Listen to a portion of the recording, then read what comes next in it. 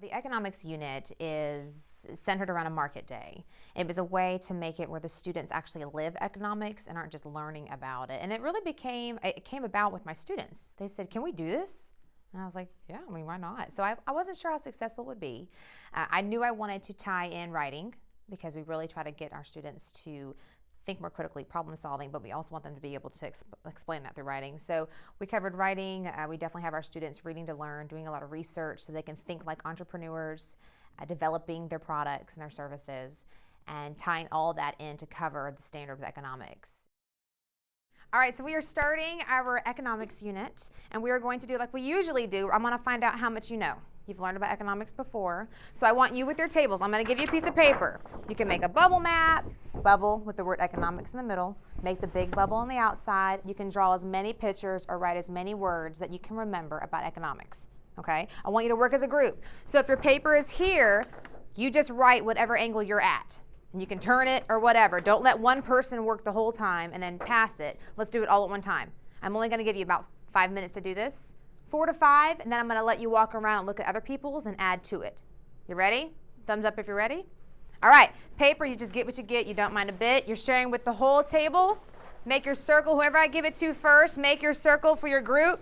Ladies, I'm going to let you have your own group on this side. I'll let the boys work on that side. 5 minutes, go. Big circle, little circle. Economics in the middle. Draw pictures or write.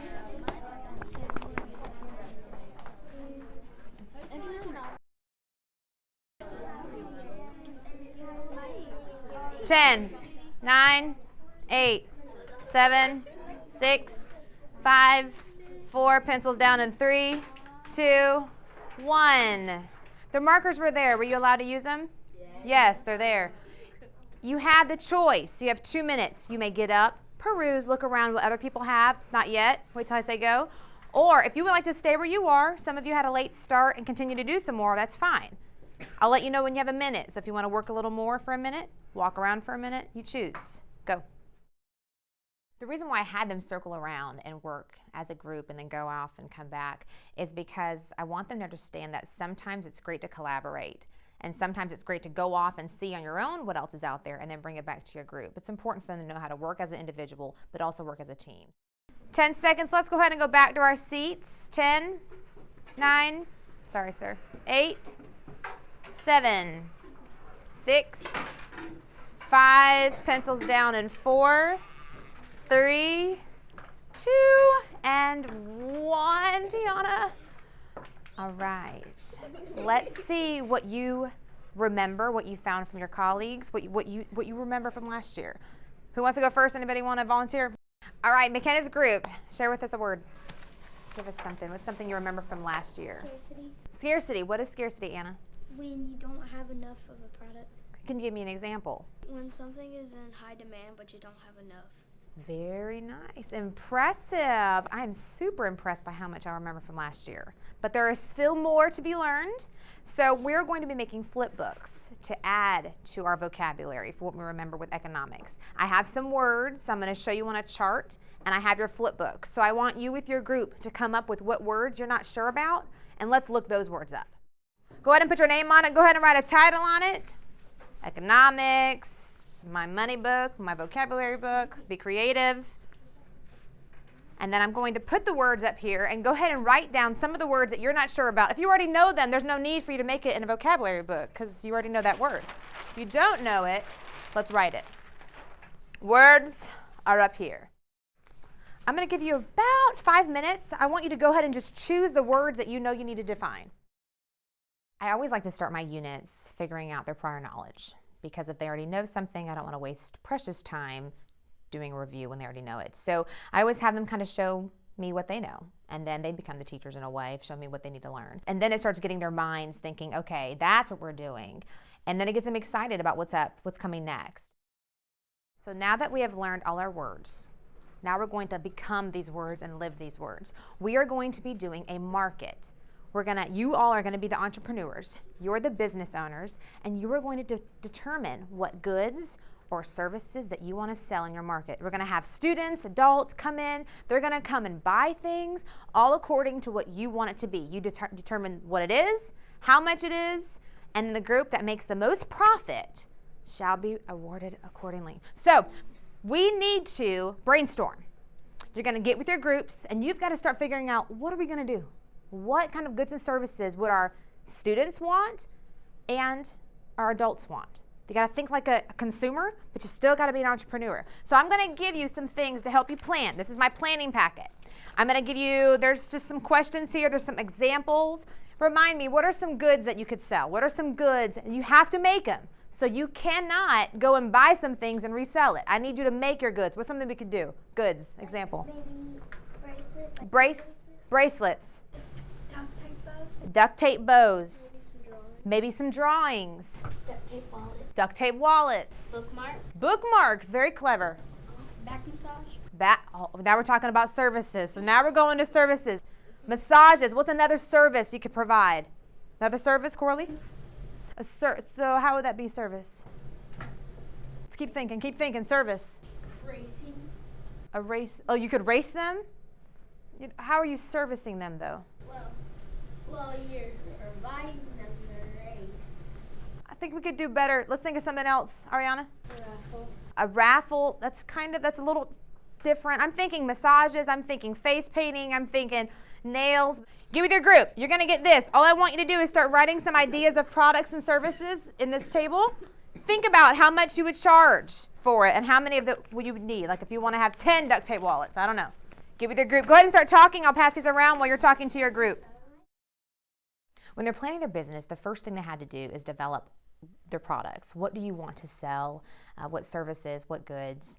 What are you good at? It's a way for them to specialize, to say, hey, I'm really good at making loom bracelets. Why don't we sell these? Then they had to start thinking like a consumer. What would a consumer want? Would they want to have different types of bracelets, different sizes, maybe necklaces?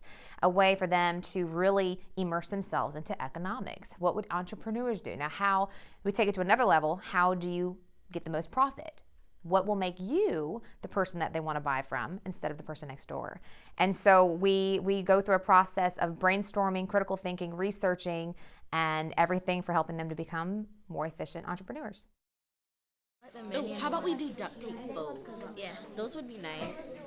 And maybe some cupcakes with mustaches, maybe, instead of having... But we need to find a way to not use black icing or something like that, because sometimes black icing tastes like black licorice, and no one likes that. Okay.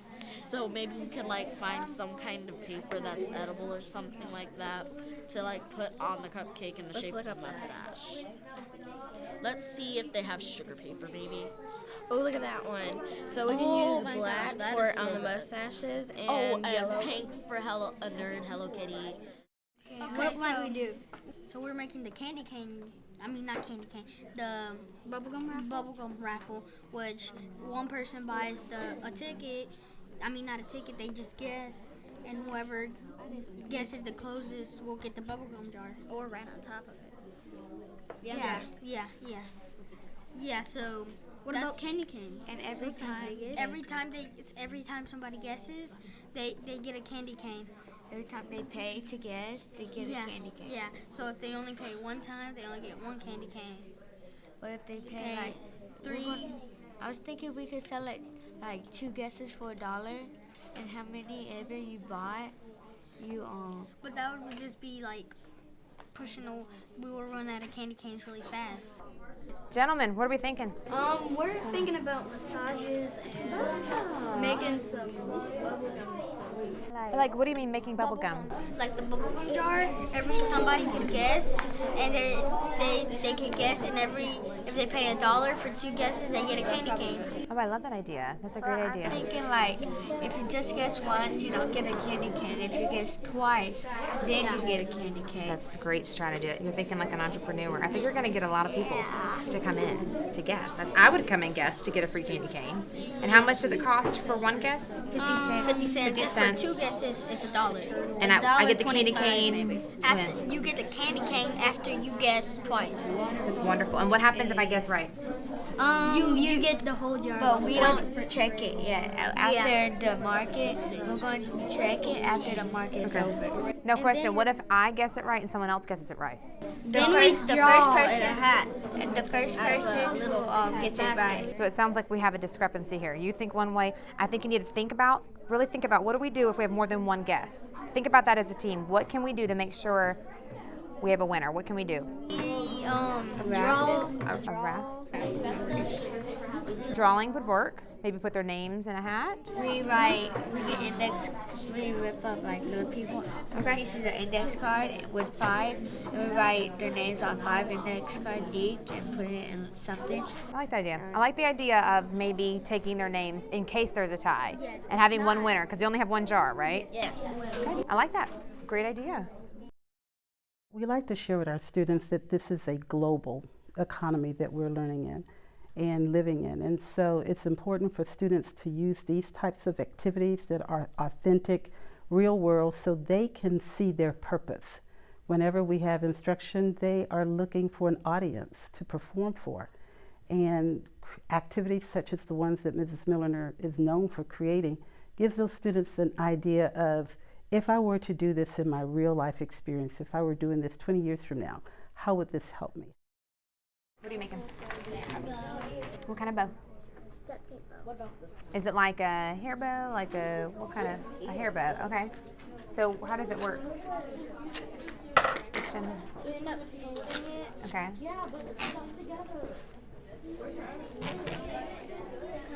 How much does this bow cost? Chloe, how much are you charging for these bows? It depends on the sizes because like the small ones are gonna be worth less, and the What's ones, this size considered? probably like a medium. This is a medium bow? Yeah, like it's just small to medium. So how much would you charge for this bow? Like 50 or 75 cents because Like the big bows are $1. because duct tape is not cheap, and the less duct tape we use, that's the less prices it's gonna be. So why did you decide to make different size bows? Because we wanted more Because some profit. people like small and some people have small heads. And That's a great idea. Some people don't need to wear a big old bow. So you made small ones because they're small. I could use a big bow because I have a big head. So how much are big bows? $1? $1. Okay, that's a great idea. So on market day, that's when the fun really begins. We have it set up where we invite students and teachers and any guests, volunteers, parents, to come in and just shop. I give them each $5 of my fake money, and they come in and they first peruse to see what all they have, and they can kind of sense the competition. What would you want to pay more for? And they spend their $5. They get to keep the products or the services if they decide to get a face painting or a massage. And the team with the most profit they just get a little pin. Bragging rights is what they really get. But it's a great day where the students really become the business owners. You're professional business people. They're going to come by, they're going to shop. I'm going to give them time. You need to make sure you give correct change. It's just like I told you earlier, they're going to get an envelope that looks like this. They have in here Milliner dollars. They have 3 Milliner dollars, and then they have $2 worth of coins, each one representing 25 cents. They're different colors. They all represent 25 cents. I am giving you an envelope with $5 worth of change so that you have change to give them, okay? It's up to you to keep up with your money. So I would designate someone to be responsible of keeping up with this money. When I give it to you, I'm going to go ahead and put your number on it so you have it. You're going to use that to exchange the money. At the end, we'll count it up, okay? Straighten things up, get your products ready. You're preparing. They're about to come. We need to straighten up, get your prices in order. All right, market is open. You may come on in and shop, our customers.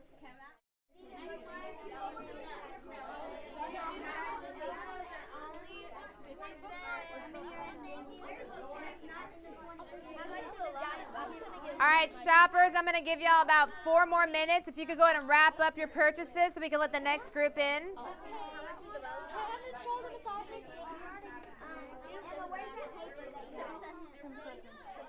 Would you like a wallet? Tell me about how it's made out of duct tape. Yes. How did you come about the idea of making a wallet out of duct tape? Because sometimes, you know how when you have to try to get a wallet from the store, it's like sometimes like $10 or something. It's that all we have to do is buy some duct tape, watch a video or two, maybe read some instructions, and figure out how to make one. Okay. So about how long did it take you to make a wallet? About 4 minutes, 5, in that range. 4 or 5 minutes. Okay, now how much are they? $1. $1. Interesting. Is there any reason why you picked these colors? We just kind of needed some kind, we We actually kind of chose the colors for reasons. Because some people may like these kinds or this kind, you know. Okay, so just to give variety. Yes. Okay. Now, if you made, how many of these did you make in total, or the wallets? About 10? Yeah, 10. 10 wallets? Okay. I'll get a wallet from you. So how was that? Did you have fun? Let's talk about, what do you think your business did well? What do you think that y'all did very well? What was your strength? Think about that. Share if you want. What do you have, Chloe? What did y'all do very well? Well, we didn't really do well on the cupcakes, but we did kind of well on the face paintings. The face paintings you did well on? People wanted them. That's unique. Jayla, what did y'all do well? The Kit Kat M&M cupcakes. And why do you think people were buying your cupcakes and not the other group's cupcakes? What made your cupcake so special? We had candy on top. Oh, and what kind of candy? Kit Kats and M&Ms. So is that the only reason why they came, you think? Why else do you think they would beeline to your cupcakes? Because a lot of people like chocolate. The chocolate cupcakes. Okay, I know I like chocolate cupcakes. What did y'all do well, Macy? We had kind of the drawings. Yes. The cake. The cake was selling. The drawings were selling, which is interesting because you had McKenna's group right next to you also selling drawings. Why do you think people were purchasing your pictures and not necessarily the pictures that were selling next door? Because of our little Elsa drawing that we had. And what do you mean by Elsa? What are we talking about there? Like, I think she did it because it's like big now. It's big now. It's popular. So you've capitalized on what's big. What made you think to do this? Kelly, what made you think to draw Elsa? Because since my cousin really likes it, I thought other people would like it too. Very nice. I like how they're thinking. They're trying to figure out, what would my consumers want? They're really thinking like entrepreneurs. Great ideas. So what could you have done better? What were your weaknesses? If you were to do this again, what do you think you would change? I see a lot more hands on this. What would you change, McKenna? Less drawings. Why is that? We had too many drawings, and people only bought just a couple. They only bought a couple. You had too much of what would the word be for that? You had too much supply. You had too much of a supply there. There wasn't a high demand for it, so they weren't selling. So you have your sheet here, your debriefing sheet. What I want you to do is I want you to look at your sheet here. You don't have to answer them all right now, but I want you to go ahead and read over and go ahead and answer at least 3 of the questions you see here. The assessment, a lot of it is off their products of what they've made for me. Some of the time is just reading. They'll read and they'll write a little bit for me. In the unit, there's like 3, 2, 1. So they'll write 3 things they know, 2 questions they have, and 1 thing the vocabulary word. It all varies. The assessment is ongoing. Sometimes I'll do a thumbs up, thumbs down. Sometimes I'm walking around just taking anecdotal notes. Sometimes I actually give a quick quiz. The assessment, though, the main assessment is at the very end. When I see what they've done and I hear this vocabulary, I know they've been working. And at the very end, when they write for me and when they finish their debriefing sheet, then I see, because I ask them, what was in highest demand? How are you affected by scarcity? What did you think about free enterprise? Then they're having to give me in a written form their answers, meaning they know the definition of the word and they're able to show me in the real life how it was used. So we are at the conclusion. We're going to, I want to hear, I want to be able to read what your thoughts were and what you experienced. So we're going to write an opinion piece. To remember, I mean, you already know, but to refresh your memory, opinion, I want you to give me your opinion, one opinion, and stick with it through this paper. Introduction, grab me, entice me, really get me thinking. Use a good starter. You have to state your opinion in the introduction, and then throughout you're going to support it. Remember, You want to give me about 3 to 4 reasons why you feel that way, Juan? And then you're going to separate each paragraph and then give me some supporting things. For example, if my opinion is our business was amazing, we were very successful because we had plenty of product, we had product people wanted, and we were extremely professional. That's my thesis. Then I'm going to break down my paragraphs into each reason. One would be because we're very professional. Another paragraph is going to be because of, what did I say? What? The product we had, the supply, and then you're going to explain each paragraph. And at the very end, you're concluding. You've done this before. You know how to write an opinion piece. Please use transition words so it flows like water. Say, next, we did this, then, because. Don't make it choppy. Yes, make everything flow. To start it off, you can start with, you don't have to use these. These are just if you want to. I think, or I feel, use what you want. But you are going to be responding to one of my prompts. So look up here, eyes on me. The opinion writing, I wanted them to be able to really illustrate to me how, whatever their opinion was, and they got to choose what they wanted to respond on. But I wanted to be able to, writing is vital, and whenever I tell the kids, it's time to write, they're always like, they don't like it.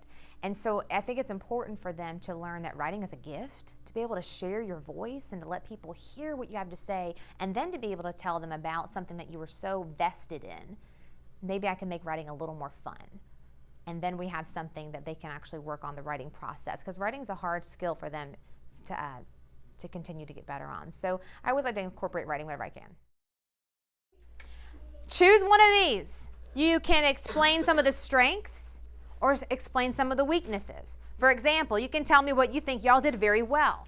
I believe our group was very successful because we did this, this, and this. Or maybe you want to say, our group really could make some changes for next time because I think that we would sell more things, we would have more profit, whatever. You choose your prompt if you want to do that. You can use these two as well. This one is if you were to do this again, how would you improve your business? What would you do specifically? Change the prices, change the products. This is pertaining your business, so this is all going to be different. And the last one's a little different with an opinion, but tell me, how do you think your business compared to real businesses in the world?